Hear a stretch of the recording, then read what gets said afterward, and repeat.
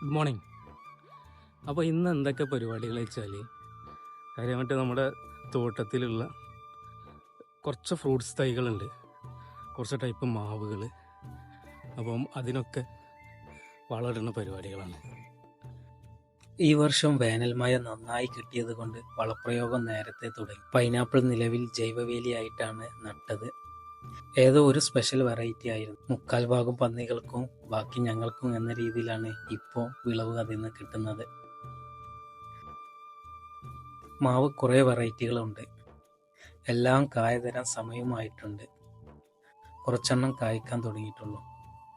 ഒരു special treatment എന്തെങ്കിലും കൊടുക്കേണ്ടി വരുമെന്നാണ് തോന്നുന്നത്.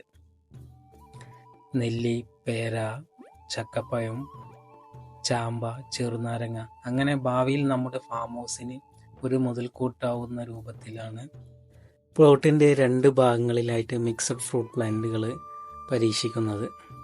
തൈകളെല്ലാം 10 അടി അകലത്തിലാണെങ്കിൽ പോലും സമയാസമയങ്ങളിൽ ക്രോപ്പ് ചെയ്ത് വളർച്ചയെ ക്രമീകരിക്കണം. ചുവടെല്ലാം വൃത്തിയാക്കി ചെറിയ ബക്കറ്റിന് കഴിഞ്ഞ ദിവസം കൊണ്ടുവന്ന ചാണകപ്പൊടി ഇട്ട് കൊടുത്തു. ഒരു തൈക്ക് ഒരു വർഷം 10 കിലോ ജൈവവളം കൊടുക്കണം. അത് അതിൻ്റെ വളർച്ചയ്ക്ക് നന്നായി ഉപകരിക്കും. വർഷത്തിൽ 2-3 തവണകളായിട്ട് വളപ്രയോഗം നമുക്ക് നടത്താം.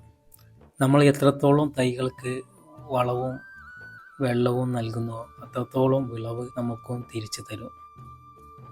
തൈ നടുന്ന സമയത്ത് ചെറിയൊരളവിൽ അടിവളം കൊടുക്കുകയും പിന്നീട് ഓരോ വർഷം കൂടുന്തോറും അതിനെ ഇരട്ടിയായിട്ടാണ് വളത്തിൻ്റെ അളവ് വർദ്ധിപ്പിക്കേണ്ടത്.